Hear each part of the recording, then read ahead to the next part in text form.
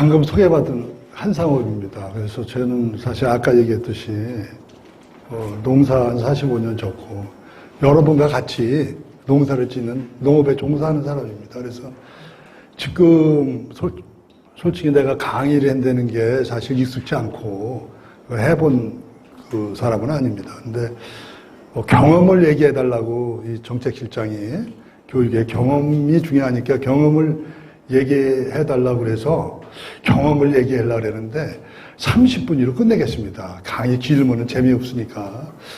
뭐 강의라고 그럴 것도 없지만. 그래서 저도 이제 그 하성시 먹거리의원의 위원장이 된 동기부터 말씀을 드리겠습니다. 친환경연합회 하성시 회장을 했었습니다.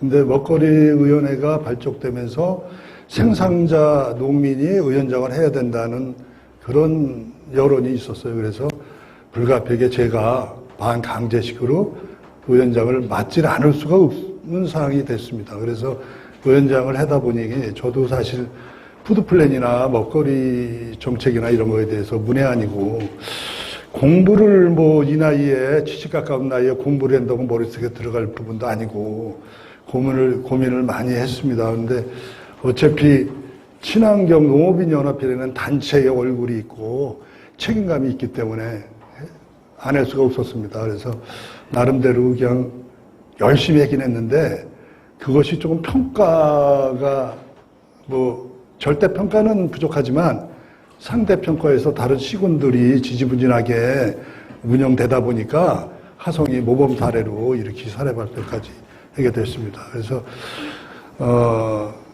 이게 이제 지금 현재 농정이라는 게 행정 중심의 체계로 여태까지 굴러왔는데 이제 시기가 변해서 21세기를 맞이했는데 민간 거버넌스를 해야 된다는 다 하나 같은 그 얘기가 있어서 민간 거버넌스라는 것은 민가 간에 대한 협치를 얘기하는 건데 그래서 난 이거 민간 거버넌스에서 과연 지금 이게 제대로 이루어질 건가 그거에 대해서 상당히 고민을 많이 했습니다.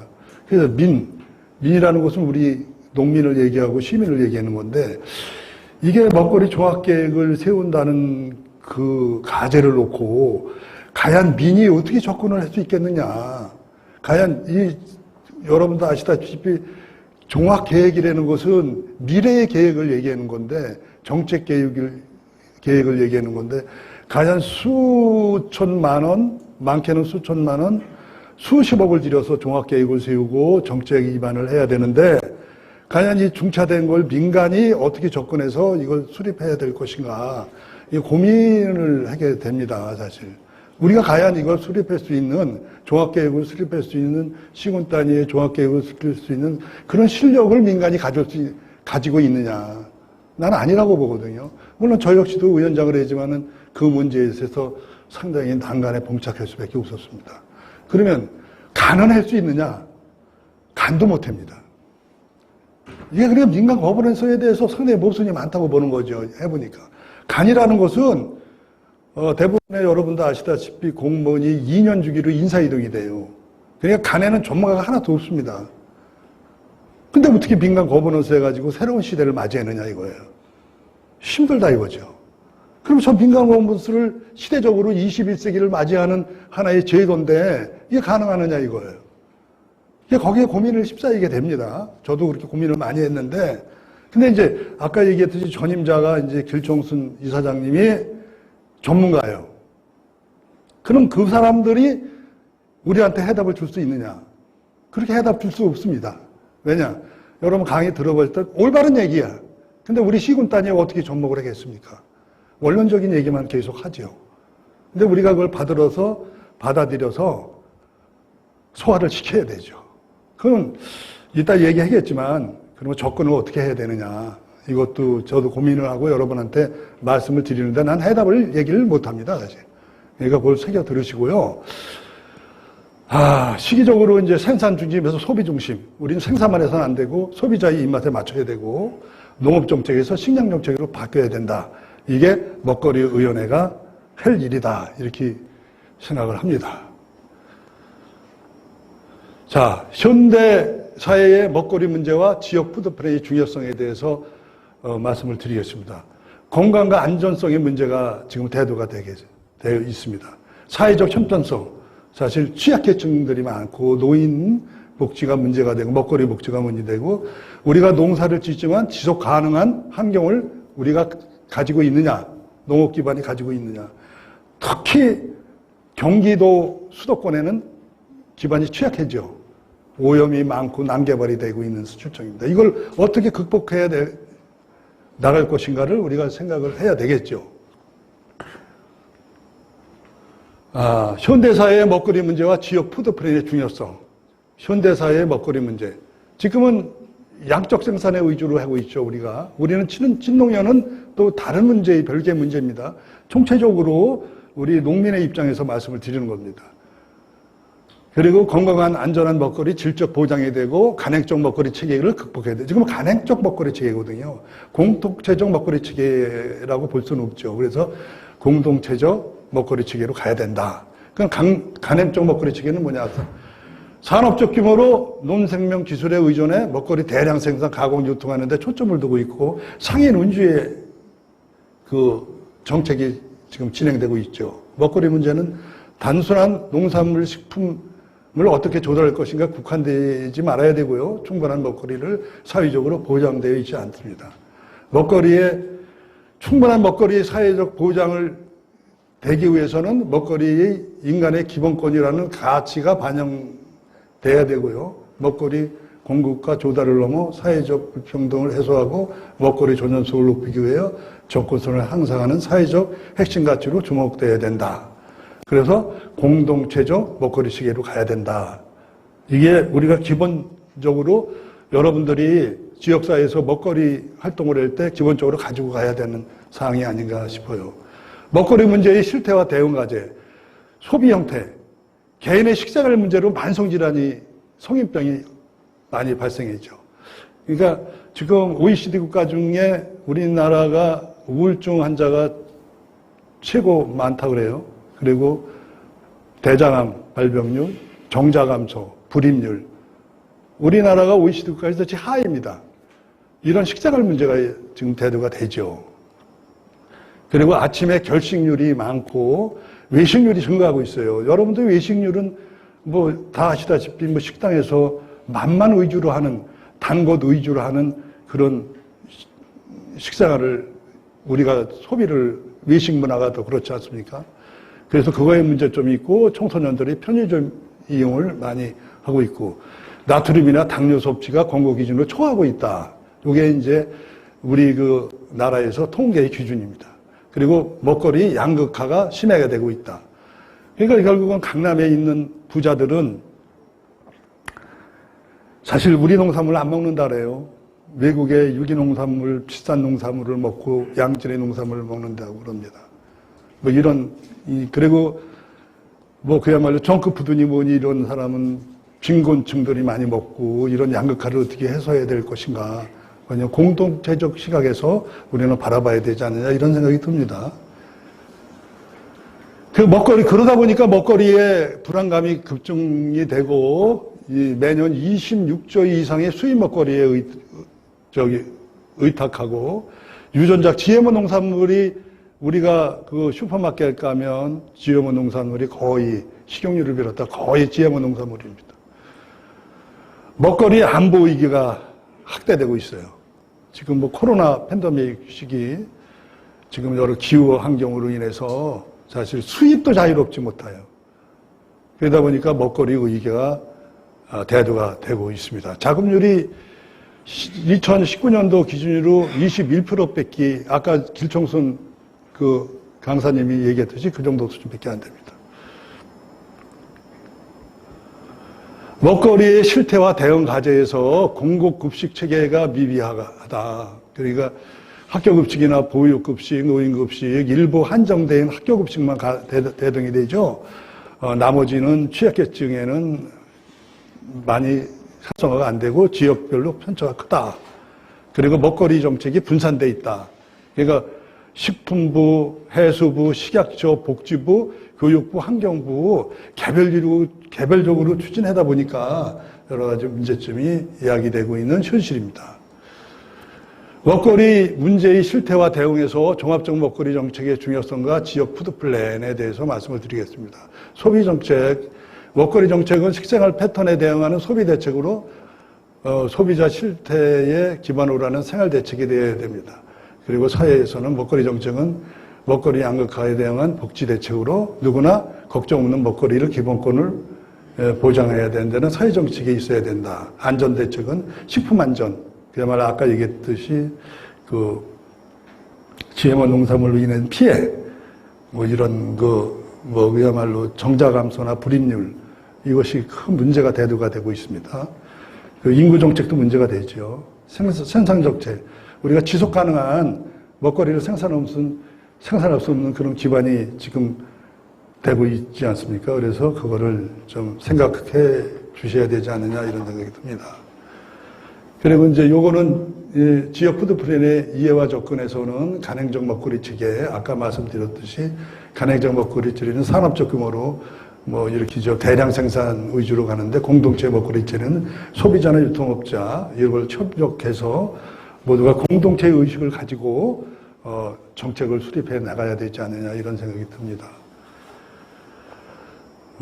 그리고 지역 푸드 플랜의 기본 성격은 현대사회의 먹거리 체계는 새롭게 재구조화된 커뮤니티는 이제 공동체 먹거리 체계로 구축하기 위한 공공 영역의 계획적 대응 전략이 필요하고요.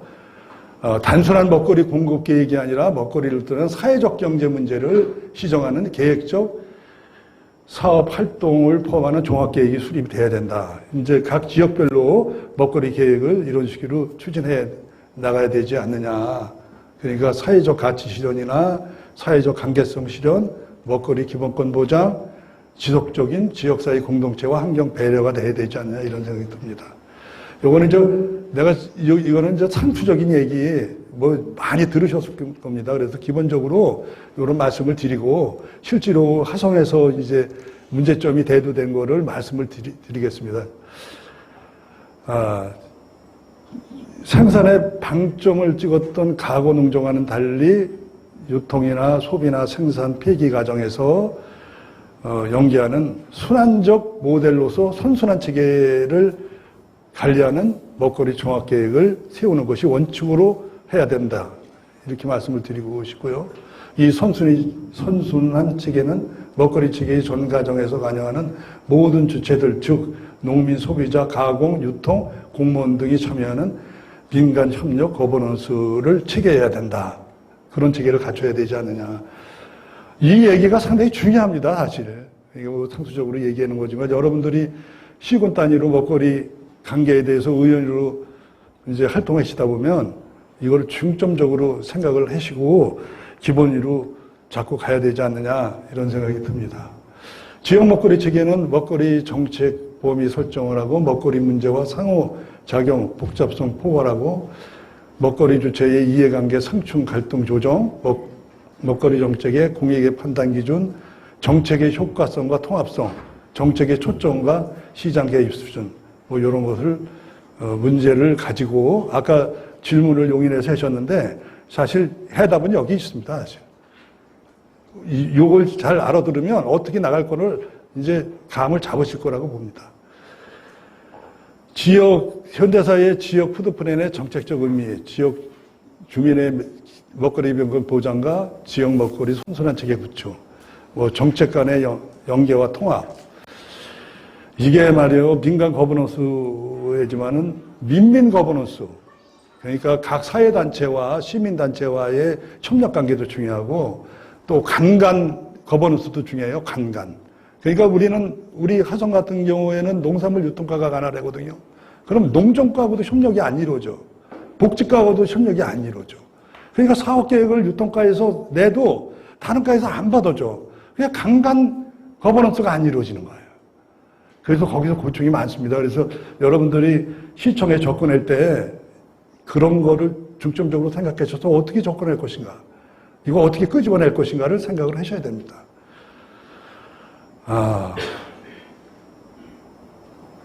현대사의 지역 푸드플랜의 정책적 의미, 뭐 여기 정책 기조나 실행 주체, 뭐 정책 범위는 뭐 이렇게 보시면 뭐 유인물로 대체하겠습니다. 아까 내가 말씀을 드리는 사항이기 때문에.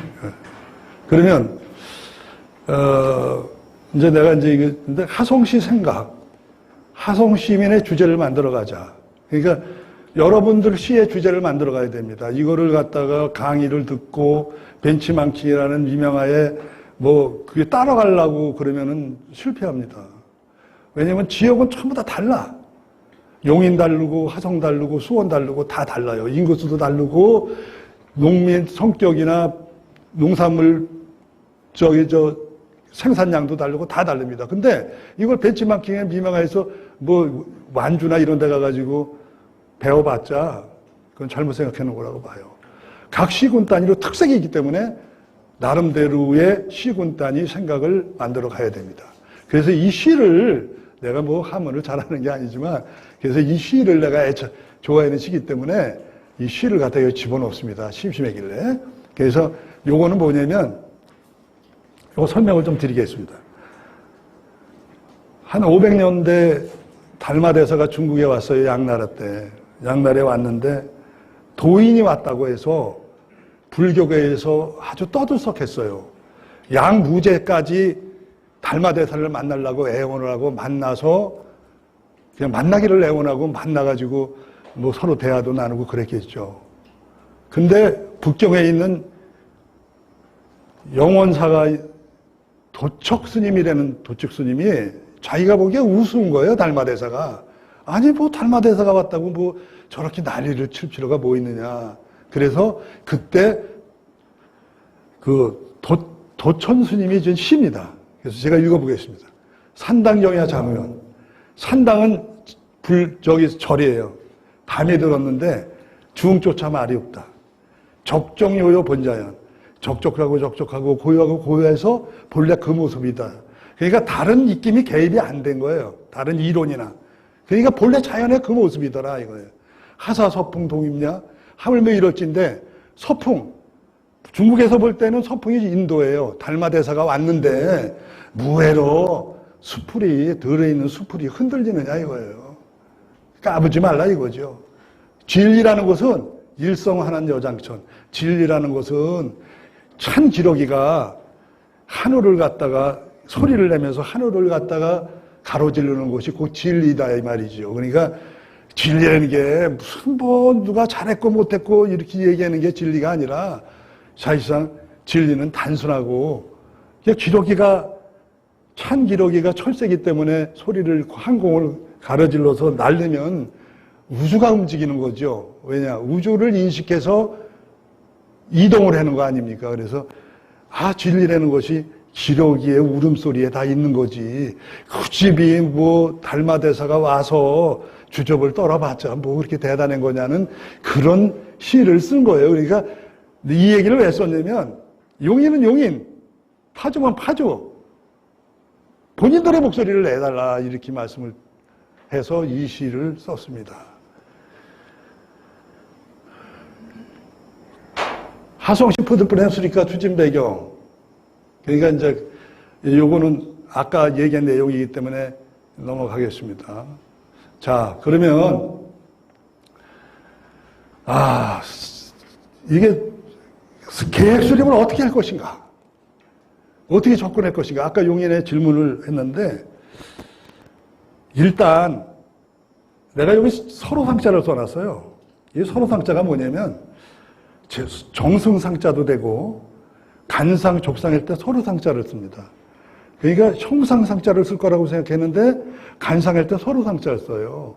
그 서로상자를 왜 쓰냐면 심상이나 여러 가지 각도에서 명확히 본되는 뜻이거든요. 그러니까 제대로 봐라 말이에요. 현실을. 지역사회의 먹거리 체계나 농업 체계를 우리가 제대로 보자 이거예요. 제대로 보는 게 중요합니다. 제대로 보지 않고서는 사업계획 나올 수 없어요. 그래서 내가 먹거리위원회 의원들한테 강조한 게 니들 제발 민원성 얘기하지 마라. 뭐 해달라고 그러지 마라. 먹거리위원회가 니들 민원을 받아들이고 뭐 해달라는 얘기를 받아줄 그런 단체가 아니다. 절대 뭐 해달라 소리는 하지 마라. 그러기만 난 못 받아주겠다. 그런 얘기를 한 적이 있습니다. 그래서 그럼 간을 한번 우리가 나름대로 제가 분석을 해봤습니다. 간이 뭔가? 이 간이 문제예요, 사실. 여러분도. 그네들은 100대 1, 몇십 대 1의 경쟁률을 뚫고 공무원이 된 애들인데, 그네들은 그렇게 해답을 끄집어낼 수 있는 역량은 부족합니다. 그래서 간에 대해서 분석을 해봤습니다. 우리나라 행정이라는 게 일제강점기의 수탈의 목적으로 성립된 관리적 행정체계. 이게 시민을 관리하고 백성을 관리하는 체계예요. 수탈의 목적으로. 그거를 그대로 이승만 정부가 받아들인 겁니다. 그래서 바뀌지 않았습니다. 그래서 그야말로 관리, 시민들을 관리하고 국민을 관리하는 행정체계예요. 그러니까 걔들은 강압성이죠. 뭘 해라, 뭐 해라. 니들 잔소리 말고 해라는 대로 해. 니들 얘기하지 마. 그게 거기서 문제를 갖다가 우리가 볼 수 있습니다. 그래서 행정체계는 뭐냐면 기계적 행정구조를 갖고 있어요. 기계적. 고전적이고 전형적인 관료 조직이에요. 엄격한 분업이 돼 있어요. 그러니까 아까 얘기했듯이 농식품 유통가에서 농정가하고 타치를 못해. 협력이 안 이루어져. 강간에 대한 거버넌스가 안 이루어집니다. 그리고 계급적이에요. 가장을 극복할 수 없어. 암만 좋은 아니래도. 주무관이 팀장을 극복할 수 없어요. 그래서 그리고 명확한 규정된 직무가 있어요. 자기 직무 외에는 타치 안 합니다. 거들떠보지도 않아요. 그리고 집권화되어 있고 많은 규칙과 규정이 있고 명령 복종 체계가 있고 좁은 통솔 범위가 있어요. 낮은 팀워크 있고 경직성, 내적 통제, 강화, 폐쇄 체계. 요게 대한민국의 지방자치 행정구조의 취약점입니다. 21세기에 이 행정체계 갖고 미래를 짐작할 수는 없어요. 미래를 계획할 수 없다고요. 이 행정체계를 어떻게 극복해가지고 나갈 것인가를 누가 친환경연합회 여러분들이 교육을 통해서 이걸 뚫고 나가야 되는데 상당히 전 위원장으로부터 벽에 부딪혔습니다. 자, 그러면 또 하성시 먹거리 관련 부서가 13개나 돼요. 이게 한 부서에서만 가라려면은 우리가 접근하기 쉬운데 농정과, 농식품유통과, 농업기술센터, 하성푸드통합지원센터, 복지과, 축산과, 해양수산과, 산림녹지과, 자치행정과, 평생학습과, 복지사회과, 노인복지과, 아동보육과, 의생과, 소상인과 사업이 중복되어 있고 연대협조가 불분명해. 그리고 기능적 전문화가 없습니다. 그래놓고 어떻게 접근할 것이냐 말이야 이게. 21세기의 먹거리 체계를 어떻게 결정해서 나갈 것이냐. 이게 영원한 고민이에요. 그러니까 상당히 참 힘들죠. 각종 법령이나 농지법, 하성시 기본조례, 하성시 먹거리 기본 현황, 하성시의회 먹거리 전문성 역할 부재가 되고 각 부서별 예산 파악을 여러분들이 하셔야 되고 이걸 주의 깊게 이거는 어느 감사에도 사실 얘기 안 해놓은 걸 제가 말씀을 드리는 겁니다. 경험에 의해서. 이게 중요하다고 볼 수 있어요. 그러니까 여러분들이 먹거리의원회 시군 단위로 그 활동을 할 때 이거를 중점적으로 이 인식을 갖고 접근하셔야 됩니다. 자, 민은 어떠냐? 하성시 같은 경우에는 생산 형태와 생산자 현황은 우리가 파악을 해야 돼요. 여러분들 시군 단위에 가서 그거 펴세요. 농가수가 얼마고 농민수가 얼마고 수도작 시설원의 가수, 수산물, 축산물 현황이 어떤지 파악해야 돼. 그거 파악 안 하고 사업개혁 수용 들고 가짜예요. 뭐 해달라고 민원 써요. 일반 시민이 될 수 있어요. 먹거리위원회가 할 일이 아니라고. 그 공부 열심히 해야죠. 그리고 친환경 농산물 현황이나 임산물 현황, 농식품 가공 현황을 알아야 됩니다. 그리고 단위 농협, 이 농협이 중요한데 내가 어디 가나 농협을 얘기해. 너도 농협을 감사를 했지만 농협의 농산물 유통구조 실태. 얘들 전무합니다. 농협이 제대로 썼으면 우리가 고민할 거 없어. 근데 농협이 지금 솔직히 여러분들도 농협 직원이 조합장 할 거예요. 하성의 80%가 90%까지 어떤 데 시청 가장이 농업장을 하더라고. 은퇴고. 나 깜짝 놀랐어요. 마도면인데 시장 가장에 마도면장에 내가 대놓고 농업회의소 왔는데 지금 뭐 하는 거냐고. 당신 말이야 시청 가장이 해가지고 무슨 조합장 한다고 앉아있느냐. 근데 나중에 조합 욕했다고 나한테 막 항의 들어오고 그랬는데, 아니, 조합 직원이 조합장 한다는 게 말이 됩니까? 농민들 다 죽었어, 사실. 이 문제가 심각합니다. 그리고 하성시, 이제 각 시군단이 각 농산물이나 유통 가공 현황, 하성 시민의 농식품 구매 형태 조사, 먹거리 복지 현황, 시민 먹거리 교육 어떻게 시키는지, 교육을 어떻게 시키는지, 영농 폐기물과 축산 폐기물, 음식 폐기물 실태 조사, 뭐 수산물의 갯벌 현황, 환경 조사 실태. 하성은 이제 바닷가가 있기 때문에 이렇게 말씀을 드리는 건데, 바닷가 없는 거는 7번 선에서 이걸 다 조사를 해야 됩니다. 그러니까 사업계획 세울 생각하지 마세요. 여러분들 뭐 먹거리 의원에 가서 그냥 뭐 해달라고 사업계획 세우는 건 어리석은 일이에요. 일단 조사부터 하셔야 돼, 1년간. 그리고 조사가 어려워요. 돈이 많이 들고. 그러면 사업계획 내세요. 조사 사업계획. 연구 조사 사업계획을 내야 됩니다.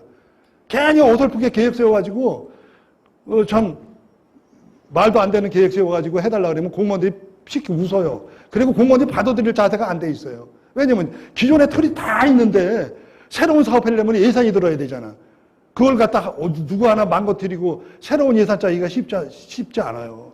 그게 힘든 거예요. 그냥 먹거리 그냥 활동해 맨날 해봤자 사업 위반되는 게 하나도 없는 거예요. 왜냐? 공무원이 나빠서가 아니야. 말도 안 되는 사업 계획 세워서 주니까 그런 거예요. 우리도 사실 한 30여 개 냈는데 10개는 채택이 됐어요. 작은 거 됐어요. 자, 그러면 우리가 이제 상을 받으면 인연을 어떻게 맺을 것인가? 이걸 갖다 고민해야 돼. 과연 어떻게 우리가 접근해야 될 것인가? 먹거리 기획 수립의 기본 자세가 있습니다. 문제를 규정하는 방법에 따라 달라지며 방법은 생각의 길에서 나오며 생각의 길이 달라지면 내가 달라지고 내가 달라지면 세상이 달라진다. 먹거리 기획에서 현실과 사실을 고찰하고 깊게 생각해서 기획을 완성한다. 노력보다 방법이 중요하다.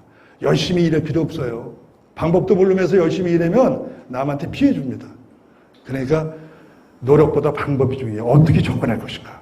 그러니까 현실과 사실을 고찰하고 생각을 깊게 해서 그 식단이 먹거리 종합계획을 세워야 됩니다. 그러면 간은 어떻게 바꿔야 되나? 우리가 요구해야 돼. 간은 기계적 구조에서 매트리스 기능이나 네트워크 기능 조직으로 전환해야 된다. 그 매트리스 기능이 뭐냐? 서로 다른 부서의 인력이 함께 일하는 현대적 조직으로 관계 부서와 먹거리위원회 협의하여 계획을 세우는 것이 매트리스 기능이고, 네트워크 기능은 먹거리위원회의 관계 부서 공무원 역량을 벗어나는 기획안은 외부 전문가에게 조사 또는 연구를 의뢰해야 됩니다. 하성시 먹거리 기본조례 12조 9전에 나와 있어요, 이게. 근데 이걸 써먹지를 못하고 있어.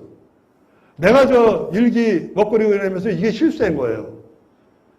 그냥 의원들이 뭐 사업계획 세워가지고 그냥 한 부서에서 6개 분과에서 그냥 5개, 6개 막 세워가지고 그냥 발표하고 그랬는데 그걸 내가 막을 수가 없었어요. 왜냐면 그분들도 자존심이 있는데, 그리고 시민단체에 다 그래도 배운 사람들인데 그 나름대로 그 열심히 노력한 걸 갖다 내가 이걸 캔슬시킬 수가 없더라고요. 그래서 그런 문제가 있습니다. 그래서 기능 조직, 기능이 있어야 돼. 그러니까 각 분과의 직능별로 전문가, 자문위원을 두어 그 업무에 전문적으로 지휘하고 감독하게 하는 조직이 있어야 됩니다. 솔직히 이제 그런 전문적인 지식이나 자문위원 조직이 없으면 우리가 영원히 그냥 헛발질하게 만듭니다. 우리가 뭐 여러분들 실력 있는 분도 있겠지만 사실 뭐 100%는 아니지 않습니까? 누구도 해답을 아까 얘기했듯이 뭐 길청순 연구원이나 시민이나 공행정도 누구도 해답을 제시할 수 없는 사항이다, 이렇게 말씀을 드리기 때문에 뭐 그야말로 전문가, 외부 전문가나 전문 지식이 있는 사람한테 자문위원을 꼭 둬서 협조하게 만들어야 됩니다. 그러니까 공무원하고 부단히 부딪히고 설득을 해야 됩니다. 그리고 먹거리 관련 부서를 통합 관리할 수 있는 협의기구가 필요해요. 아까 얘기했듯이 너무 산발적으로 13개 부서가 먹거리 그걸 사업 계획을 수립해가지고 예산을 타가는데 그래가지고는 안 된다. 먹거리 통합할 수 있는 먹거리 재단이나 이런 걸 설립해야 되는데 이 재단 설립하면 시장의 의도가 확실히 있어야 되지 재단 정도 설립하는 것은 일반 시의원도 힘들고요. 시장 정도의 마인드가 필요합니다. 그리고 강계 실무자 전문화 교육이 필요해요. 공무원들이 너무 몰라. 예. 그냥 솔직히 이런 경우가 있었어요. 먹거리 의원에 1년 딱 됐는데 내가 뭐 주절주절 뭐 아는 걸 없지만 얘기했는데 가장하고 팀장이 우리 집을 찾아왔더라고. 그 무더운데. 그래서 왜 왔냐 그랬더니 그 가장이 하는 얘기가 먹거리 의원회가 화성 먹거리 의원회가 이렇게 굴러간지 몰랐습니다. 왜냐면 각종 의원회는 1년에 2번 이상 식사 내고 헤어지는데 어떻게 하성시 의원회는 생각하고 자기가 달라서 그 말씀을 하러 왔대. 그러면서 1년 동안 운영하면서 자기가 많이 배웠다 그러더라고. 가장이. 그 능력 있는 가장이 자기가 너무 몰랐습니다. 많이 배웠고 내 수준이 밑바닥에서 여기까지 올라갔습니다. 그런 얘기를 하더라고. 이제 이거 하성시 먹거리를 자랑하는 건 아니지만 하여튼 그런 얘기를 들었습니다. 자, 그러면 연을 맺는데 미는 어떻게 할 것인가? 먹거리의 통합적인 교육을 통해 자체 역량 교육을 한다. 생산 측면에서 볼 때 이 다산 정약용의 3농 정책이 있어요. 편농, 농사짓기 수월하고 우리 생산자 입장에서요. 후농, 농업의 수익성이 높아야 되고 상농, 농업의 사회적 지위가 형성돼야 됩니다. 농사짓 되면 장가들기 힘들지 않습니까? 그게 뭐냐면 수입이 안 따라오니까 그렇거든요. 농사가 힘들기 때문에 여자들이 다 쏜놈이라 그러면 장가들기 힘들잖아요. 나도 장가들기 힘들었거든. 그런 게 있어요. 여러분 뭐 내가 말씀 안 드려도 다 아실 거 아닙니까? 예. 그에 따른 농기계 임대 사업, 학대 운영 전반 재고, 하성시 푸드플랜 지원센터 운영. 근데 하성시 푸드플랜 지원센터가 최우상 받았어요, 정부에서. 그래 놓고 뭐 홍보하느냐고 각 읍면 단위에 왜 현수막 걸고 그랬더라고요. 그래서 내가 이거 뭐가 잘못 굴러가는 거다. 왜냐? 하성시 욕을 해서 하성시가 지금 먹거리 의원회고 아까 길정순 그 양반이 얘기하는 게 하성시 푸드플랜 지원센터를 많이 얘기하고 손도 주자고 경기도에서 제일 먼저 했는데 나는 빵점이라고 봐요. 왜냐면 그렇게 나가서는 안 되거든요. 그러니까 그게 시장 선거 운동의 보훈 인사로 아무나가 세워요. 그러니까 전문 지식이 없는 애가 센터장이 돼가지고 기존 내려온 매너리즘에 빠져가지고 그냥 그렇게 하는 거예요. 그러니까 뭐가 발전이 있겠어요? 뭐가 문제냐? 지금 여러분들 이제 시군 단위 통합푸드센터 뭐부터 점검해내냐면 예산을 얼마 쓰느냐? 하성시 90억 써요. 근데 자체 53억이 그냥 들어가는 돈이고 나머지는 수수료 받아가지고 충당하고 이래요. 53억이면 굉장한 돈이에요. 근데 문제는 하성 시민이 이 로컬푸드나 이런 통합센터에 몇 명이나 사용하느냐 이거예요. 2,000명이에요. 3만에서 2,000이면 몇 프로입니까? 그러면 실패한 사업이에요. 그 막대한 돈, 시설 투자비를 얘기하면은 몇백억, 몇천억이 들어갔어요. 근데 그게 무슨 그게 잘된 사업이라고 지우상까지 주고 난리야. 그래서 내가 욕먹을 소리 같지만 그 배너를 갖다 했는데 발로 차고 싶다고 말이야. 니들 말이 이렇게 사업하고는 안 된다. 여러분들도 한번 점검해 보세요. 푸드통합센터 괜히 돈 들여서 많이 만들어 놓고 몇몇 대농장들 독식하고 노인네들 열무 몇 단 가서 파는 게 그러려고 이거 만든 거 아니잖아요. 다시 점검해야 됩니다. 우리가 바른 시각을 농민들이 뜨지 않으면 안 됩니다. 그리고 이 기본적으로 어떤 사업에 하성시 푸드통합지원센터의 기본 방침이 생산관리가 안 이루어지면 그 슈퍼마켓이 생산관리가 안 이루어지면 가서 보세요. 생산관리 어떻게 했느냐? 어떻게 계약 재배했느냐? 그거 없다. 그러면 다 옷 벗어야 됩니다. 농민이 주장해야 돼. 농민이 그거 주장 못하면은 역할 못 하는 거예요. 먹거리원의 역할 못 해요. 난 대놓고 그랬어요. 뭐 최우선? 개똥 같은 소리 하지 마라. 노예는 치냐? 누구는 눈 몰고 사는지 아냐? 그냥 내가 욕을 많이 먹죠. 자, 농기계 임대사업도 문제가 되고요. 건강과 환경을 생각하는 친환경 농업을 할 때 해야 되고, 뭐 우리 일이니까 뭐 그거야 뭐 생산 기반 정상을 해요. 수질 개선이나 노후덕 개선을 해야 돼요. 그걸 갖다가 우리가 중점적으로 봐야 됩니다. 이 먹거리위원회에서. 수질 개선, 오염 많이 됐어요. 뭐 시군 단위로 다르지만 화성은 특히 수질 개선이 많이 수질이 오염됐습니다. 왜냐면 천을 갖다 보호막아서 쓰는데 거기에 공장들이 폐수를 많이 내려보내요. 그래서 그 문제를 우리가 사업계획에 내서 하수 종말 처리장이나 이거를 지금 계획을 수립해서 건립을 하는 걸로 그렇게 예산을 짰더라고요. 그거 잠깐만 주장하니까 그렇게 되더라고요. 그래서 이게 136개가 됩니다. 소하천이, 화성에. 근데 2개의 하천, 양간면에 2개의 하천을 중점적으로 검사해서 사업계획을 냈습니다. 그래가지고 하수 종말 처리장에 예산이 지금 잡혀 있어요. 그러니까 화성시 먹거리위원회가 조그만 성과라고 볼 수 있겠죠. 식품 안전 측면에서는 농업용수에 대해서 아까 말씀드렸듯이 화성 푸드 인증제나 자조 인증제, 참여 인증제로 기본 인증제와 차별해야 된다. 이게 뭐냐면 책임을 질 수 있는 참여 인증제로 가야 된다. 그러니까 농민이 참여해서 인증을 같이 협력해서 주는 방법으로 행정기관이나 이런 걸로 바꿔야 된다. 이런 얘기를 좀 얘기하는 거고, GMO 농산물 표시 전에 국가점 시키기 때문에 그냥 넘어가겠습니다.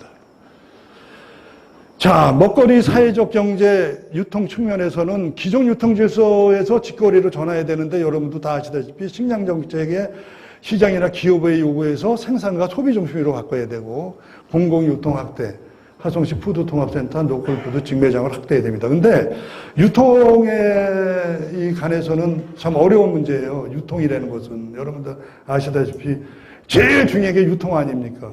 암만 농사 져서 좋은 농산물 생산은 뭐예요? 팔아서 돈이 돼야 되는데 돈이 안 돼. 팔지를 못해. 내가 옛날에 고추를 한 10,000평 심었어요. 젊은 날에. 그게 고추 10,000평이면 여러분도 아다시피 대단한 거 아닙니까? 그래가지고 한 100명 정도 아줌마를 얻어가지고 고추를 따가지고 가락동이로 싣고 갔는데, 여러분들 가락동에 가보시면 알겠지만은 지금 3개인가 4개의 청가가 있죠? 청가인데 이 고추를 한 차를 싣고 어떤 청가로 들어가느냐에 따라서 금액이 결정돼. 이거 더러운 경우가 어딨어. 내 제품을 정당하게 평가를 못 받는 구조예요, 지금. 생각을 해보세요.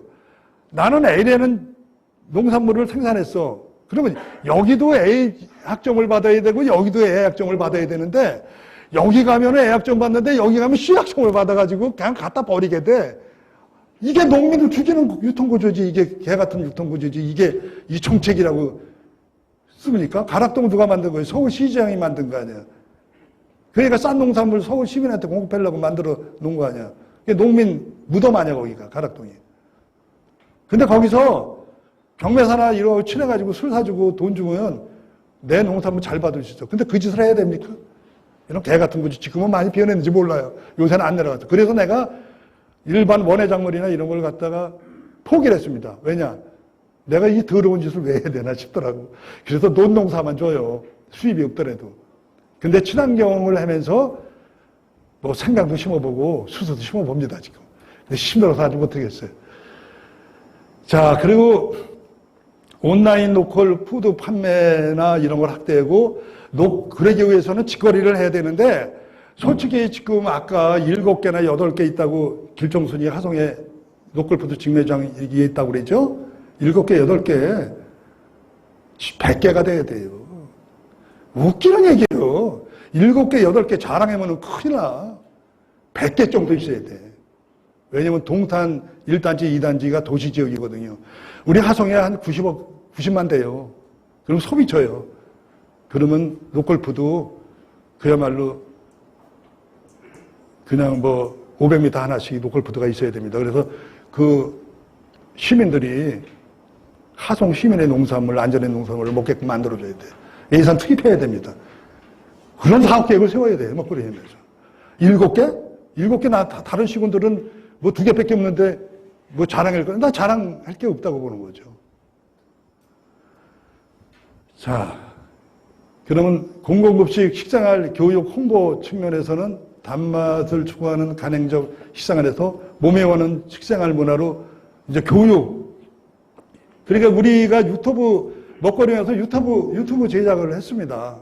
예산 책정해가지고. 그래서 먹거리 중요성을 홍보하고 안전성을 홍보를 했습니다. 그래서 나름대로 하성시 먹거리위원회가 뭐 나는 절대평가에서 부끄러운 점이 많지만 그래도 열심히 하려고 노력은 했습니다. 복지 측면. 사실 정의로운 사회를 만들기 위해서 복지가 생긴 거거든요. 그러니까 옛날 여러분들 경주 최분야에는 사방백리되는 사람을 굶지 않게 하려는 게 그 10조에 나와 있지 않습니까? 최부자의 10조에. 그거는 일반 개인이 복지 정책을 했지만 이제 국가가 책임을 져야 되죠. 그래서 우리 하성시, 여러분 용인시나 평택시 이런 분들의 굶어 죽고 영양결핍이 되는 사람이 없어야 좋은 사회겠죠. 정의로운 사회죠. 우리는 공동체적 사고를 가져야 되겠죠. 그래서 복지 예산을 세우고 먹거리위원회에서 그 먹거리 공유부엌이나 이런 거를 계획을 세워서 또 내서 지금 활동하고 있습니다. 그 환경 측면. 인간의 감정과 사상은 인간의 머리부터 나오는 것이 아니고 자연에서 비롯되며 인간의 건강은 토양에 있음. 사실 우리가 이제 이게 좀 어려운 얘기일 수도 있는데 이 오행에 보면은 토양이라는 것은 종합적인 거거든요. 하수목금토의 토양이 중간에 있고 색깔로 보내면 황색이에요. 중앙이라고 황색. 그 토양에는 안 들어가 있는 게 없어요. 단맛, 쓴맛, 떫은 맛 모든 게 다 들어가 있죠. 종합이죠. 그거를 식물이 뽑아서 우리가 취득하는 거죠. 토양의 중요성이 있는 거죠. 그래서 그 토양이 오염되면 인간은 병들게 되어 있습니다. 그건 틀이 없어요. 토양이 오염되면 피가 병들고 피가 병들면 인간의 건강을 해치게 되어 있고 거기에 따라서 이 정신 건강에도 문제가 있죠. 범죄자가 많이 나오고 그러죠. 먹거리 중요성은 이렇습니다. 그래서 환경 측면을 우리가 간과해서는 안 되고요. 그리고 먹거리의 선순환 체계 구축. 이게 지금 사실 여러분 솔직히 이제 우리 친환경에는 분들이니까 내가 마음 놓고 얘기지만 간행재배 같으면은 지금 제초제를 1년에 2번 사용하지 않습니까? 그리고 살충제 사용하죠. 근데 토양이 보통 농 같은 거는 그 연도가 100년 된 것도 있고 50년 된 것도 있어요. 50년 전에 파무곤이라는 제초제가 나왔는데 그러고 나서 제초제를 끈지고 50년 끈졌다고 생각하면 100번을 끈진 거예요. 미생물이 살아올 수가 없습니다. 토양에 미생물이 살아남는 토양은 간행에서는 없습니다. 그러면 결국은 뭐냐? 미생물이 없으면 소득물이 죽고 소득물이 하면 동물, 인간으로 이어지는 선순환 체계가 잘라져요. 여러분, 친환경 농업 다 하시다 보니까 이게 문제점이 있습니다. 그래서 환경 차원에서도, 순환 체계를 구축하는데 우리가 먹거리위원회가 사업 계획을 세워서 해야 되지 않느냐. 그래서 이런 사업을 하다 보면 무슨 결과가 나오냐. 지속 가능한 하성푸드가 만들어지고 안전한 하성푸드, 건강한 하성푸드, 조화로운 하성푸드가 결국은 목표가 이것이 달성이 되면 사실상 거기에 따라서 상당한 좋은 사회, 건강한 사회로 만드는 보상이 우리 시민단체에 떨어지지 않을까 이런 생각을 합니다. 그래서 간단히 제가 전문 강사는 아닌데 사실 나름대로 그 경험에 의해서 먹거리위원회가 이렇게 가야 되지 않느냐 해서 몇 말씀 올렸는데 좀 이게 이해하고 이렇게 좀 경청해 줘서 고맙고요. 하여튼 토론회가 또 있으니까 여러 가지 질문을 하시면 아는 범위 내에서 말씀을 드리겠습니다. 들어주셔서 고맙습니다. 감사합니다. 네.